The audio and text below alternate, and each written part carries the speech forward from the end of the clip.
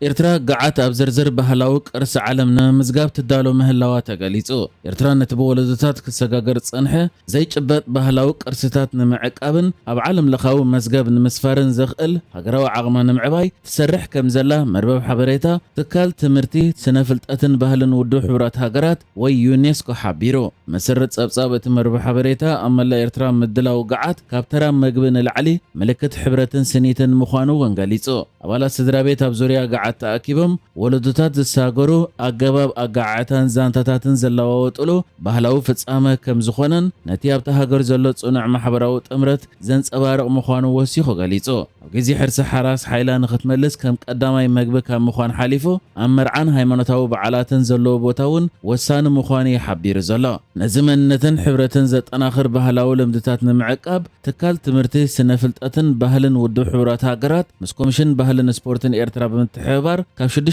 ክሳብ 7 ሓምለ 2026 ኣብ ኣስመራ ዓውደ መጽናዕቲ ከም ዘዳለወ ክገልጽ እንከሎ ኣብዚ መደብ እዚ 45 ሰብ ሞያ ሓድግታት ተመራመርትን ላዕለዎት ሓለፍቲ መንግስትን ከም ዝተሳተፉ እውን ሓቢሩ። እቲ ስልጠና ነቲ ዩኔስኮ ኣብ 2003 ዘውፅኦ ውዕል ዕቀባ ዘይጭበጥ ባህላዊ ቅርሲ ንምትግባር ዝዓለመ ኮይኑ ብመንግስቲ ጃፓን ብዝተረኸበ ፋይናንሳዊ ደገፍ ዝተዳለወ እዩ። እቶም ካብ ኩለን ዞባታት እቲ ሃገር ተወኪሎም ዝመፁ ድማ ነቲ ውዕል 2003 ኣብ ግብሪ ንምውዓል ዘኽእል ናይ መጀመርታ ግብራዊ ተመክሮ ከም ዝቐሰሙ እውን ተሓቢሩ ኣሎ። ተሳተፍቲ ነቲ ኣብ ኤርትራ ፍቱው ዝኾነ መግቢ ገዓት ከም ኣብነታዊ መጽናዕቲ ብምውሳድ ነቲ ምስኡ ተታሒዙ ዘሎ ልምድታትን ክእለትን ብኸመይ ከም ስነት ከም ዝተምሃሩ እውን እቲ መርበብ ሓበሬታ ገሊጹ። ብተወሳኺ ሓደ ባህላዊ ቅርሲ ዓለም ለኻዊ ዝርዝር ዩኔስኮ ንምዝጋብ ዘድሊ ሰነዳት ብኸመይ ከም ዝዳሎን ኣብቲ መስርሕ ተሳተፉ ሕብረተሰብ ዘለዎ ወሳነ ገደም ብዝርዝር ተመልኪቶም። ከም ዝፍለጥ ኤርትራ ነቲ ብኣካል ዝድህሰስን ዘይድህሰስን ቅርስታት ንምዕቃብ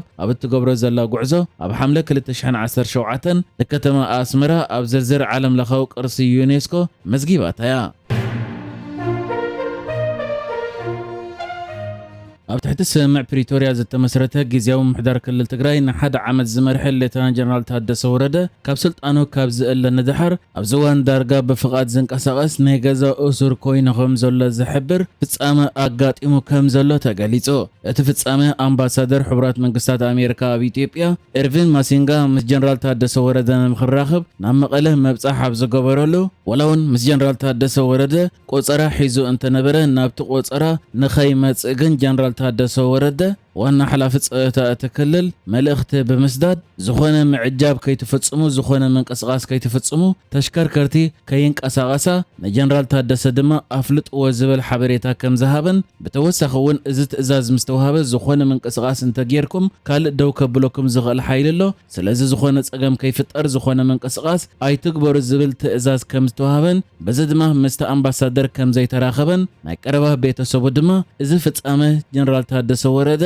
ናይ ገዛ እሱር ይዞም ስለ ዘሎ ብምባል ሓቢሮም። እቲ መምርሒ ናብ ሌተናንት ጀነራል ታደሰ ወረደ ከምኡ ድማ ናብ መራሕቲ መካይንን ተሓገዝቱን ክመሓላለፍ ይተኣዚዙ። ሓላፊ ጸጥታ ንጀነራል ታደሰ ወረደ ነዚ ትእዛዝ ምስ ተሓበረ እቲ ጀነራል ነቲ ትእዛዝ ብምንጻግ ባዕለይ ክዝውር ኢሉ እኳ እንተነበረ ኣብ ልዕሊ ሓለውቲ ጸጥትኡ ከምኡ ድማ ስድራ ቤቱ ዓበይቲ ስክፍታ ብምፍጣሩ ግን ብፍላይ ከዓ ስድራ ቤቱ ገደፍዎ ኣብዚ ሕጂ እዋን ዘሎ ኩነታት እንታይ ከም ዝኸውን ዝሕብር የለን ኢሎም ድሕሪ ምልማን ናብቲ ኣምባሳደር ዝራኸበሉ ቆፀራ ምኻት ከም ዘቋረፀ ተገሊጹሎ። ብድሕሪዚ እቲ ኣምባሳደር ብመንገዲ ቴሌፎን ንሌተናንት ጀነራል ታደሰ ወረደ ረኺቡ ከም ዘዘራረቦን እቲ ዝርብ ንኣስታት 20 ደቂቕ ከም ዝጸንሐን ትሕዝቶ ናይቲ ዝተገብረ ዝርብ ግን ክፍለጥ ከም ዘይከኣለ ዘሎ ተገሊጹ። ምስቲ ጉዳይ ቅርበት ዘለዎም ምንጭታት ድማ እዚ ፍጻመ እቲ ነቲ ክልል ዝመርሕ ዝነበረ ጀነራል ናይ ምዝራብ መሰሉ ምስ ሰባት ናይ ምርኻብ መሰሉ ብኣድማዒ መንገዲ ናይ ምንቅስቓስ መሰሉ ከም ዝተገደበ ዘርኢ ኢሉ። እቲ ምስ ጀነራል ታደሰ ወረደ ክራኸብ ዘይከኣለ ኣምባሳደር ሕቡራት መንግስታት ኣሜሪካ ኣብ ኢትዮጵያ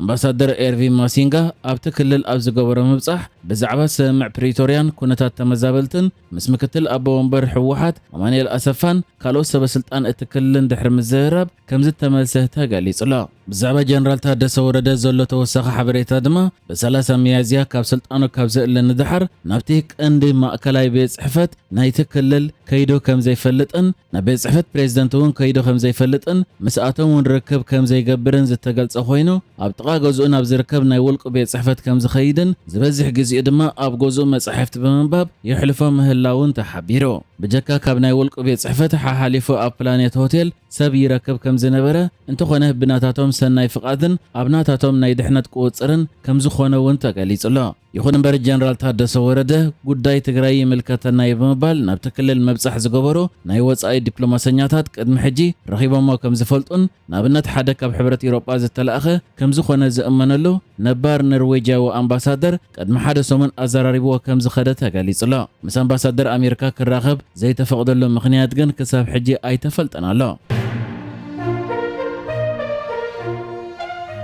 هاجر زامبيا إيرترا تركبن 34 هاجرات زيغاتاتن نابت هاجر بزي فيزا كأتون فيزا دما أب معروفة نفرتي وي أب زامبيا مسأتو كوهابون أف قدام هلاوات غاليصو كابتن زامبيا أب زرزر إيتياتن زلوا هاجرات إيرترا تركبن شومنت هاجرات أفريقيا زركبن كوينن كاب أفريقيا وصاي دما أب أوروبا إسيان أمريكان زركبا بركز زبلا هاجرات يركبوا أبغون إيرترا زامبيا ديمقراطية ريبابليك كونغو ريبابليك كونغو جيبوتي غانا رواندان زيغاتاتن أب هاجرا مسمصو فيزا كوهابو كم زخولن بزي فيزا نابت هاجر كم زأتونيها أفليت أزلا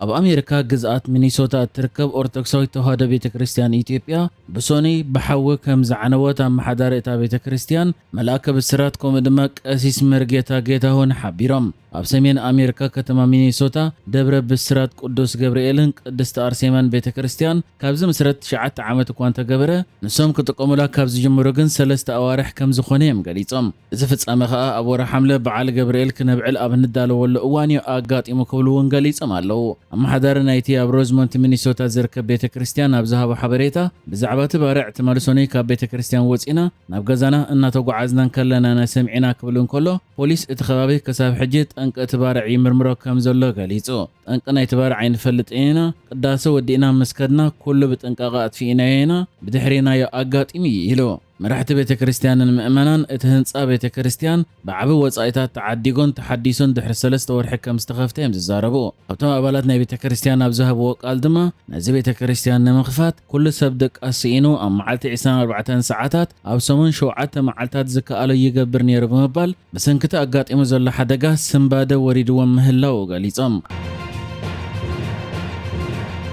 نحجز تدالو الزيناتات ازينيرو بكالك ساب نرغب سلام نعخم